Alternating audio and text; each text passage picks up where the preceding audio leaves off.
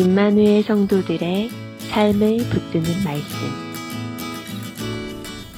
하나님의 사랑과 평안이 임마누엘 성도님과 함께 하시기를 주님의 이름으로 축복합니다.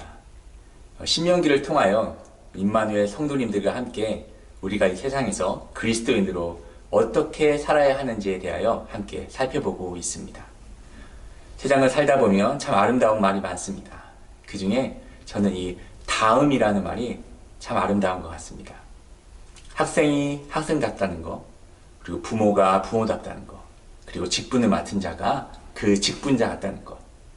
이것은 참으로 멋진 일임에 틀림없습니다. 그렇기에 그리스도인이 그리스도인답다는 것은 아주 아름다운 일입니다. 이렇게 신명기에서는 성도가 이 세상에서 어떻게 성도답게 살아가야 하는지에 대한 아주 중요한 교훈을 주고 있습니다.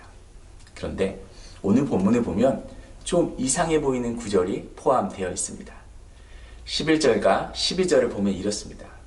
두 사람이 서로 싸울 때 한 사람의 아내가 그 치는 자의 손에서 그의 남편을 구하려 가까이 가서 손을 벌려 그 사람의 음낭을 잡거든 너는 그 여인의 손을 찍어버릴 것이고 내 눈이 그를 불쌍히 여기지 말지니라 라고 말씀합니다.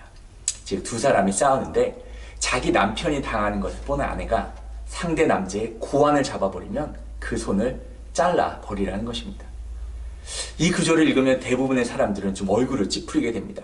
아마 좀 다른 이유로 얼굴을 찌푸리게 될 것인데요. 여성들은 굉장히 민망함에 얼굴을 찌푸리게 되고 아마 남성들은 한 번쯤은 아팠던 그 기억에 의해서 얼굴을 찌푸리게 될 것입니다. 그런데 왜 이렇게 이상해 보이는 이러한 구절이 그리스도의 덕목을 가르치는 이 신명기에 포함되어 있을까요?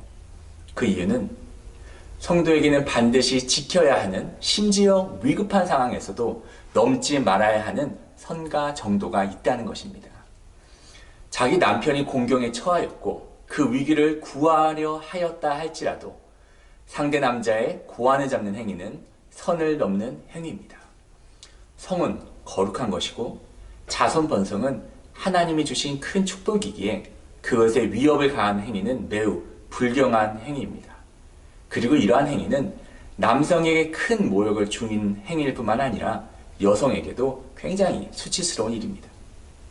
아무리 좋은 결과를 가져오는 일이라 하여도 그것이 수단과 방법을 결코 정당화시키지는 않습니다. 그리스도인답게 산다는 것은 우리가 하나님의 방법으로 하나님의 뜻을 이루는 삶을 이야기합니다. 얼마 전 신천지로 한국이 좀 떠들썩하였습니다. 특별히 좀 그들의 코로나 확진 동선을 파악하기가 매우 어려웠다고 하는데요. 가장 큰 이유는 그들이 거짓말한다는 것에 있었습니다. 그런데 그들의 교리를 살펴보면 굉장히 특이한 교리가 있습니다. 그들의 교리 중에 이 모략이라고 불리는 교리가 있는데 이는 뱀처럼 지혜로우라는 하나님의 말씀을 좀 왜곡하여 거짓말을 모략이라 하여 거짓말로 포교를 하고 전도를 하는 것이 바로 이 모략이라는 교리입니다. 신천지는 이렇듯 그들의 잘못된 신앙관에 의하여 이단이고 또 이단답게 그들의 포교 과정과 수단도 거짓으로 점철되어 있습니다. 이들과 다르게 그리스도인은 설령 나쁜 수단이 좋은 결과를 가져온다 하여도 그것이 옳지 않고 하나님이 기뻐하시지 않는다면 그 과정을 과감히 버리고 하나님의 방법을 따라야만 합니다. 또한 오늘 본문에서 그리스도인 다음에 대한 아주 중요한 교훈을 한 가지 더 배울 수 있습니다. 그것은 바로 성도들은 모든 상황에서 모든 사람에게 속임이 없고 진실되어야 한다는 것입니다.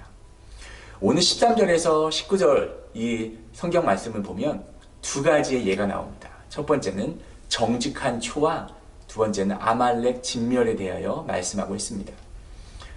큰 추와 작은 추를 가지고 다닌다는 것, 이것은 무엇을 의미하겠습니까? 큰 추와 작은 추를 가지고 다닌다는 것은 물건을 사고 팔 때 기회가 있으면 정량을 속이려고 하는 것입니다. 그렇기에 하나님은 잠언 11절에도 말씀하셨듯이 속이는 저울은 하나님께서 미워하시는 거다라고 말씀합니다. 그러므로 성도님들은 어떤 일을 하던 간에 정직한 삶을 살아야 하겠습니다. 그리고 또한 17절에는 아말렉을 진멸하라고 하나님이 명령하십니다. 그 이유는 그들이 이스라엘 상대로 정정당당하게 정쟁을 한 것이 아니라 이스라엘의 백성의 뒤를 치고 약탈을 일삼으며 행군의 흠이 있는 정말 군인이 아닌 일반인들, 특별히 연약한 자들을 공격하였기 때문입니다. 그리고 이것은 정직과 공의를 기뻐하시는 하나님이 가장 기뻐하시는, 싫어하시는 야비한 행동이었습니다.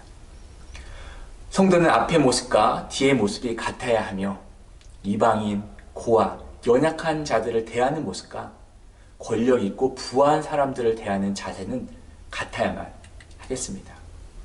공평하고 또 진실되게, 그리고 하나님의 뜻을 그의 방법으로 이루는 삶을 사는 것이 바로 하나님이 가장 기뻐하시는 일입니다.